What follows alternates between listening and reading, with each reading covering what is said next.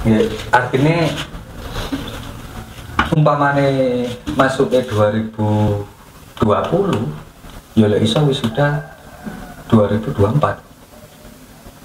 4 tahun ya. 4 tahun Sesuai dengan perencanaan. enggak lek harapan kurang itu lebih baik. Nah, terlepas dari tidak ada SOP pada waktu skripsi dan lain sebagainya, itu mungkin ya perlu dikoreksi bersama. Itu kan istilahnya masukan positif kan gitu. Mungkin lebih ke masukan positif lah yang juga perlu kita benahi secara bersama. Jadi teori agamane lah delok ngomongan iki lho deloken lho bener apa ora. Oh jadi delok sapa sing ngomong ngono. Maksudnya sing ngomong umpamane orang yang mungkin status sosialnya itu rendah, tapi kalau yang diomongkan itu benar ya kita pakai. Dari tuntunan fikih dalam menghargai Orang bahasa. Bahasa adalah bahasa adalah identitas. Jadi seseorang itu juga bisa dinilai hampir sepenuhnya dari bahasa, tapi dengan kehati-hatian itu ya. Oke, kayak kalau pribadi saya ngobrol sama bapak nyambung itu ya karena ide bapak. Ide-ide jenengan itu yang menurut saya itu menarik loh.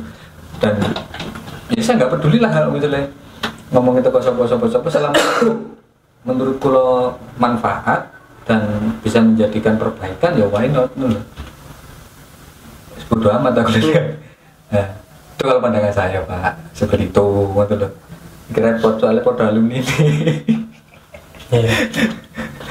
Lah ngotor lah ceritanya. Alumni lintas generasi. Tapi ya podo seragamnya asali podo aja. Tapi gak ngerti ini memang taruh di frame sebelah mana, cuman aku kok sempat membaca indikasi bahwa alumnus itu sebagian itu menyimpan kenangan buruk dalam hal pembelajaran, sehingga pada waktu diundang untuk memberi masukan demi kemajuan alma mater itu menjadi enggan. Lulus saya untung. Di situ menghilangkan trauma sudah berkuliah. Sehingga untuk terus buat apa aku memberi masukan baik pada tempat yang memberiku trauma, pada tempat yang memberiku pengalaman buruk yang membekas. Aku membaca ada kecenderungan itu. Fenomenal lah Pak. Cuman pernah nggak kepikiran hal itu? Karena kalau alumni mampu memberi refleksi, mengevaluasi proses mereka, ya tentunya kelebihan yang mereka dapati semoga dialami oleh Mas Fakti. Tapi kekurangan atau kegagalan yang mereka alami, bahwa jangan sampai dialami oleh Mas Fakti. Kan itu kan arah kemajuan ya. Dengan memperbaiki apa yang salah agar tercipta kondisi-kondisi yang jauh lebih bagus di masa depan. Kalau semua alumni bisa membuka diri menyampaikan opini kok sama memang kan bagus. Cuman kok aku membaca ada indikasi itu. Ya memang ya apa? Just minimal peringat ya apa ya? Nggak artinya nek sampean juga sempat kepikiran hal itu atau sekarang mencoba membuat penilaian dan membenarkan indikasi itu, apakah hal itu juga bukan solusi problem yang butuh solusi bersama? Ya mungkin. Bagaimana alma mater bisa maju kalau yang berpengalaman menjadi mahasiswa di alma mater itu malah enggan memberi masukan, seakan-akan enggan membuat alma maternya menjadi lebih bagus. Justru seharusnya kontribusi positif itu harus di respon juga gitu loh. Siapa yang harusnya anti kritik? Nggak ada. Jadi kalau ada di antara 3 pihak, mahasiswa aktif, alumni dan lembaga, yang harus lebih banyak dikritik, secara logis adalah lembaga, karena mereka yang harus terus menerus mengawal upaya positif dari calon-calon mahasiswa ataupun mahasiswa aktif untuk menjadikan diri mereka lebih baik dan lembaganya menjadi lebih baik. Alumni kan hanya bisa melakukan refleksi, dikritik pun nggak akan bisa membalik waktu ya. Jadi kritik alumni percuma, nyaris tidak ada gunanya. kan manfaat kayak apa sing ono iki lho ya apa carane iso nambah kan ngoten. Apa tau kayak naik dikritik aja Ya ada pegel ya, geding ya nggak ada pastinya ya. aku malah seneng kalau saya pribadi lah. Tapi langsung nggak mau walaupun senang Iya, karena bisa kayak gitu kan. Tapi Kalau kalau satu bertahun-tahun nggak mau. kalau bener, ya kemana? Ya memang bener ya harus kita akui benar gitu, nggak usah. Yes, masalah pribadi itu pribadi, tapi memang bener ya harus dipakai. Ya nopo nggak kalau itu kalau saya pribadi lah. Karena kadang ada beberapa kasus yang paling penting sebenarnya niku Pak. Kadang-kadang niku pesan singkat dari pengajar saya dulu termasuk jenengan itu yang mengena itu sampai tak eling-eling terus itu ada gitu loh. Cipal eling tak eling nggak sampai lali sampai saiki ku niku. I'm so tired. Burine gak enak. I'm so tired to be angry. Dengan ekspresi yang aku kalau kadang-kadang kalau pegel kadang tunggu dewi yo. Aku lele kalau kadang. Kok jamu dong. Aku pegel ya. Pegel apa Pak? Baik pegel mikir tak kayak pegel muring-muring aku pegel. Kapan muring-muring gitu gimana tuh? Muring-muring itu menakutkan ya memang ya.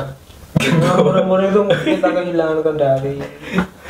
Lah yo. Karena muring-muring itu membuat kita melupakan banyak nilai termasuk nilai kemanusiaan. Wong muring-muring perkara cilik itu memperantak tapi gede loh.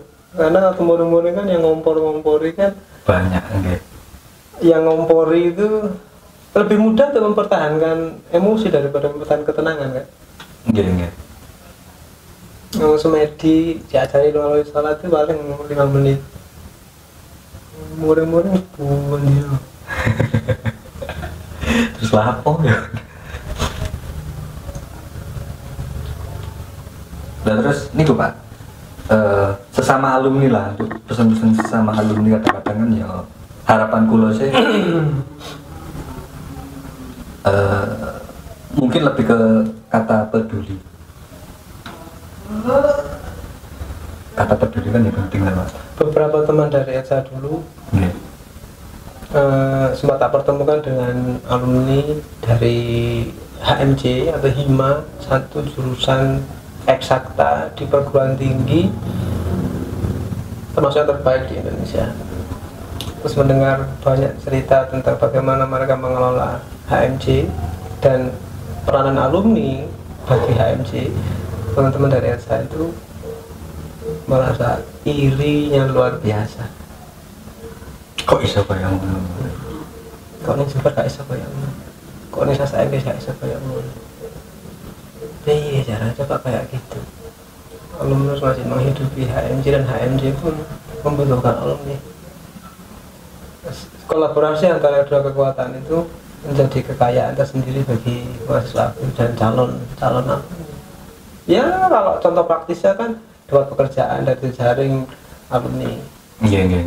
Misalkan. Tapi yang sifatnya retrospektif adalah bahwa alumni kono sing kerja ning kono rek. Aku pengen kerja di situ. Untuk kerja di situ aku butuh skill A, B, C, D, E sesuai dengan keilmuanku. Maka hal ini kan bisa menjadi motivasi, menjadi momentum untuk mahasiswa aktif menentukan capaian-capaian mereka agar bisa berfungsi secara profesional. Terlepas dari capaian-capaian tadi itu ada dalam visi jurusan atau tidak, terlepas dari apakah capaian-capaian itu disampaikan dalam perkuliahan atau tidak. Ya, kita yakin bahwa proses pembelajaran itu terjadi menuju ke arah yang positif, tapi mencari nilai positif tambahan dari peranan alumni kan tidak ada salah. Tapi tentu saja yang terbaik adalah manakala alumni bisa memberi inspirasi bagaimana berdikari, bagaimana mandiri dan profesional sesuai dengan bidang keilmuan agar semakin tegas eksistensi dan marwah lembaga prodi bahasa Inggris sebagai pencetak sarjana ilmuwan dengan kompetensi bahasa Inggris. Ada fenomena yang lucu sejak zaman dulu kalau sampai sekarang, pengamatanku pribadi itu kan ada keterlanjuran stigma lembaga pendidikan tertentu yang ternyata mengarahkan etos